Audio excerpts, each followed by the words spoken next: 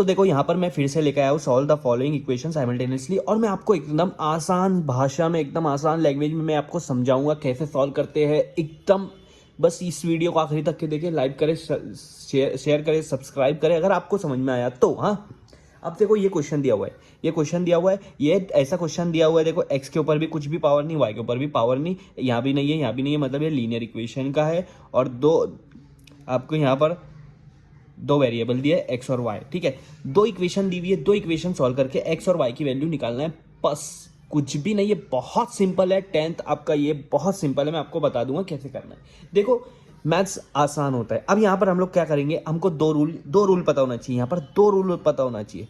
पहला रूल ये, या तो x या तो y, या तो x या तो y, x भी चलेगा y भी चलेगा। इसके साथ जो नंबर आते हैं जिसको हम कोएफिशिएंट कहते हैं, इसके साथ जो नंबर आते हैं वो दोनों सेम होना चाहिए। मैं कैसे बता रहा हूँ, देखो या तो दोनों x का कोएफिशिएंट सेम होना चाहिए, या तो दोनों y का कोएफिशिएंट सेम होना चाहिए। यहाँ तो ना तो x के कोएफिशिएंट सेम है, ना तो y के कोएफिशिएंट सेम है। देखो यहाँ पर 5 है, नीचे कुछ नहीं है, मतलब कुछ नहीं होता था, मतलब 1 होता है, याद रखना। तो यहाँ 5 है, यहाँ 1 है, सेम नहीं है। यहाँ 2 है, यहाँ 5 है, सेम नहीं है। जब भी ऐसा क्वेश्चन आया तो सबसे पहले ये देखो 1 कहाँ पर है, 1 यहाँ पर है, तो ये वाला आसान रहेगा आपको सॉल्व करने के लिए। x के साथ कुछ नहीं, मतलब 1 है, तो जहाँ 1 है ना वहाँ ऊपर वाला नंबर जो है आपका ऊपर 5 है, तो ये नीचे वाले जो पूरी इक्वेशन को 5 से मल्टीप्लाई कर दो। आप पूरी इक्वेशन को 5 से मल्टीप्लाई कर दो।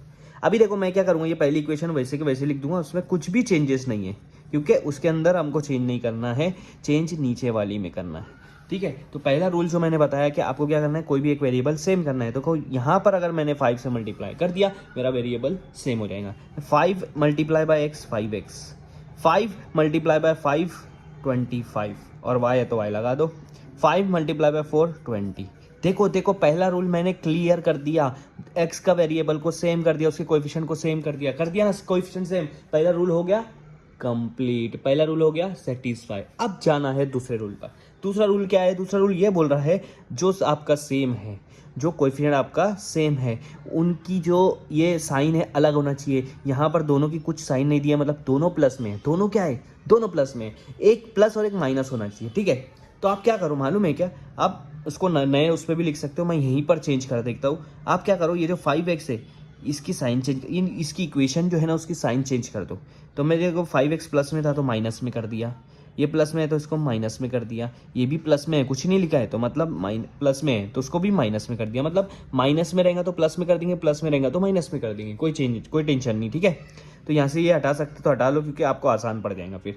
देखो ये हो गया। अब x का वेरिएबल तो हमने सेम कर दिया था, उसके कोएफिशिएंट हो गया। दूसरा रूल भी हमने सही कर दिया, क्या, एक प्लस और एक माइनस में है, ठीक है। अब 5x माइनस 5x 0 हो जाएगा, तो x हट गया हमारे रास्ते से, एक हट गया तो दूसरा आसानी से निकल जाता है। बहुत आसान है, बहुत आसान है। कोई दो आपके रास्ते में है तो एक को हटा दो, दूसरा आसानी से निकल जाएगा, ठीक है। अब देखो आपके पास क्या है, +2 - 25, +2 - 25 ऐसा कुछ आया ना।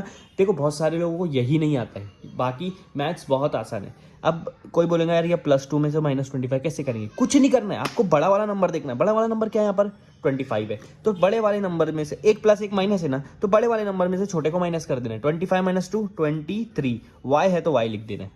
कुछ हार्ड है नहीं है ना, बस ठीक है। अब यहाँ देखो कि दोनों में बड़ा नंबर कौन सा था, ये, उसका साइन क्या था, माइनस, यहाँ माइनस लगा दो, हो गया सॉल्व आपका। अब देखो यहाँ पर -3 - 20, अगर दोनों माइनस है तो दोनों को नंबर को प्लस कर दो। 3 और 20 को मैंने प्लस कर दिया 23, और लगाओ माइनस, लगाओ क्या, माइनस, ठीक है।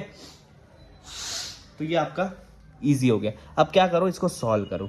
तो यहाँ पर क्या करूँगा, y के साथ जो -23 है ना, ये मल्टीप्लाई में है, उसको दूसरे साइड अगर मैं लेके जाऊँगा ये वाले -23 के तरफ, तो वो डिवाइड हो जाएगा। मल्टीप्लाई में था तो डिवाइड हो जाएगा। अब माइनस माइनस कैंसिल, 23 कैंसिल। जब दो सब डिवाइड में कैंसिल होता है तो बचता है 1। बहुत लोग 0 लिख देते हैं, वो नहीं करना है। y = क्या हो गया आपका, 1 हो गया। y की वैल्यू क्या आ गई, 1 आ गई। एक आपका वेरिएबल सॉल्व हो गया। अगर एक वेरिएबल सॉल्व हो गया तो दूसरा आप खुद ब खुद सॉल्व हो जाएगा। कैसे, कोई भी एक आप यहाँ से इक्वेशन ले लो, कोई भी एक। तो मैं ले लेता हूँ सेकंड वाली, ये मेरे को इजी पड़ेगी, ये वाली, x + 5y = 4। अब यहाँ पर जहाँ पर y है, y की जगह पर 1 लिख देना है।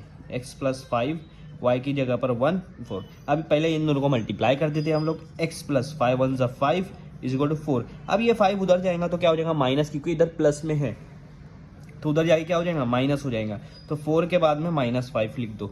तो तो 4 में से 5 गया तो क्या होगा, ये भी अगर नहीं आता तो जैसे मैंने ऊपर बताया क्या करना है, बड़े में से छोटे को माइनस कर देना है। एक प्लस और एक माइनस है ना, बड़े में से छोटे को माइनस कर देंगे तो बचेगा 1। 5 में से 4 माइनस कर दिया 1, बड़े की साइन क्या है आपकी माइनस, इसलिए माइनस लगा दो।